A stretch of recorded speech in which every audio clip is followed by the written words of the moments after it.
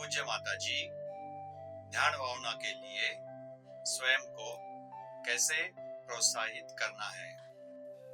ท่านถามว่าท่านแม่ที่เคารพครับผมจะมีกำลังใจปฏิบัติธรรมได้อย่างไรครับ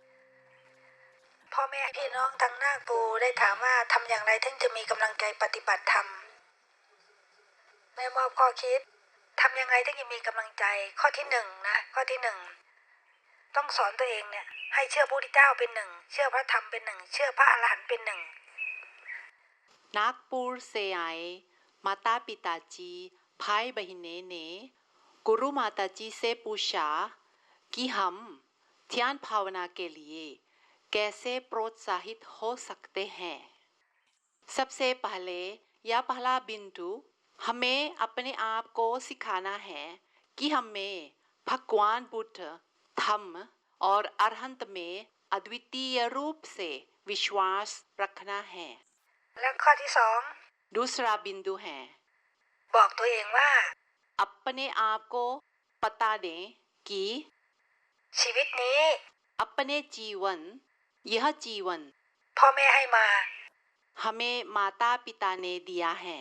ได้มาจากท้องมารดา माता के गर्भ से मिला है และไม่มีอะไรตอบแทนพระคุณบิดามารดาเลยถ้าไม่ปฏิบัติธรรม और हम अपने माता पिता के परोपकार का ऋण नहीं चुका सकते हैं यदि हम धम्म का अभ्यास नहीं करेंगे।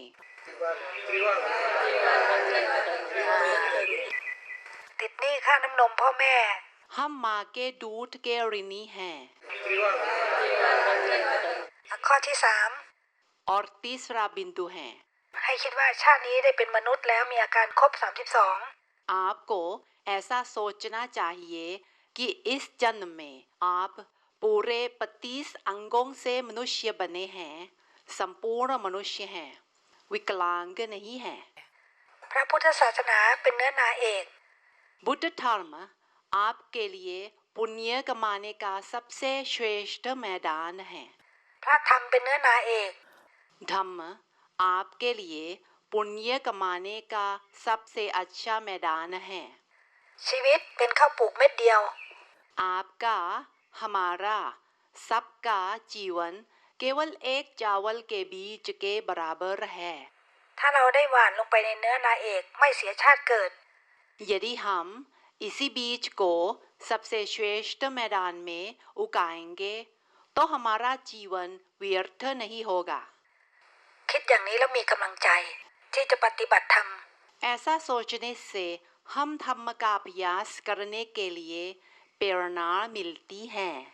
100% पूरी तरह से। และข้อที่สี่ और चौथा बिंदु บอกชีวิตนี้ हम अपने आप को बताते हैं कि इस जीवन में เราได้เป็นมนุษย์หญิงมนุษย์ชาย हम मनुष्य के रूप में स्त्री या पुरुष हैं คุณค่าของมนุษย์ที่สูงสุดนั้น और मनुष्य का उच्चतम गुण यह है कि ต้องรู้จักรักตัวเอง हमें अपने आप से प्रेम करना यह जानना चाहिए। รู้จักสงสารตัวเอง हमें अपने आप पर दया करने की जानकारी होना चाहिए। ต้องรู้จักเมตตาตัวเอง हम अपने आप से मैत्री करुणा करने की जानकारी होना चाहिए และรู้จักคิดจะช่วยตนเองให้พ้นนรก और नरक जाने से दूर करने का या बंद करने का सोचना चाहिए ให้พ้นนรกอย่างถาวรตลอดกาล ताकि हम नरक से दूर होना लगातार और पूर्ण रूप से कर सकते हैं। จะทำยังไงใจดวงนี้ถึงจะพ้นนรกตลอดกาล हम क्या करें जिससे हमारा चित्त नरक जाने से सदा बच सकेंगे। ชีวิตนี้ต้องปฏิบัติธรรม हमें इस जीवन में धम्म का अभ्यास करना चाहिए จึงจะมีโอกาสดับไฟนรกได้อย่างฉับพลันและถาวรตลอดกาล केवल इस मार्ग से ही हम नरक आग को तुरंत और अनंत काल के लिए बुझा सकते हैं। ชีวิตที่ไม่ปฏิบัติธรรมยังไม่พ้นนรก किसी जीवन में जो धम्म के अभ्यास का पालन नहीं करते हैं वे नरक जाने से बच नहीं सकेंगे। และการปฏิบัติธรรมต้องเลื่อนขั้นไปถึงอริยมรรคและโสดาบันถึงจะพ้นนรกได้อย่างถาวร और धम्म का अभ्यास करने से अपने चित्त को आर्य मार्ग पर और श्रोतापन पथ पर पहुंचाने से ही हम नरक जाने से पूरी तरह मुक्त हो सकेंगे। เพราะฉะนั้นการปฏิบัติธรรมไม่ใช่ปฏิบัติวันเดียวหรือเดือนเดียวแล้วเลิกไปเลยต้องปฏิบัติคู่กับลมหายใจของเรา इसीलिए धम्म का अभ्यास केवल एक दिन या एक महीने का नहीं है कि फिर उसके बाद उसे पूरा बंद कर दिया जाए। ऐसा नहीं करेंगे।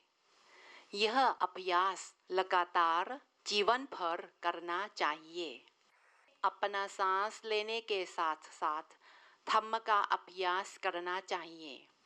นี่เรียกว่าเป็นมนุษย์ผู้ประเสริฐ इस तरह के मनुष्य को सर्वोच्च मनुष्य कहते हैं।